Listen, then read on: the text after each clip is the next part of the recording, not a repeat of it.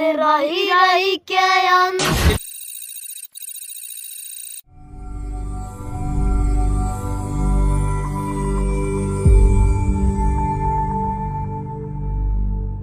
तो अभी एगो पिता के लिए गाना गईहन जा जोन की आप लोग सुने में बहुत ही अच्छा ही अपना पापा के प्रति लोग गाना गाइलो और सुन के प्यार दुलार और आशीर्वाद दी। लाइक शेयर कमेंट करी।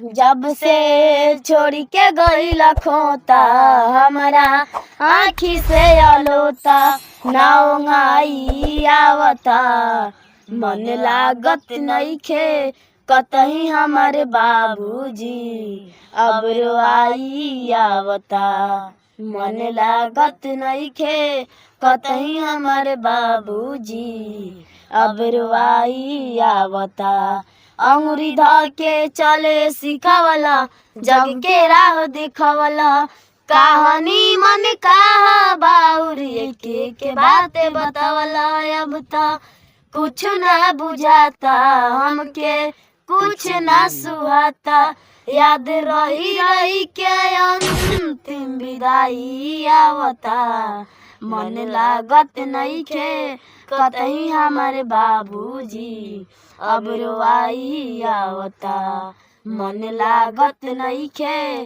कतही हमारे बाबूजी अब रोआई आवता। इतने बात के सबूर बाकी ई दुनिया के रीत बा मन के पंछी के उड़ जाते सुन सा संगीत बा प्यार पल पल जतावल ने गुस्सा में देखावल याद बचपन के पढ़ावल ई पढ़ाई आवता मन लागत नइखे कतही हमारे बाबूजी अब रोआई आवता। रउआ सब देखनी है कि ई छोटी छोटी अभिन बनिया बाड़ी सो जोन की अपना पापा के प्रति बाबूजी के प्रति कितना सुंदर गाना गली है जोन की बहुत ही सुंदर लागल है कि पापा के प्रति इतना सुंदर ई बनिया गाना गली है जा रउआ सब देख के आशीर्वाद जरूर दी ये बनिया सबके।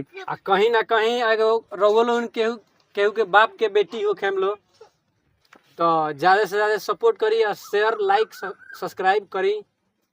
रउआ लोग से इहो नहीं हो रहा बा।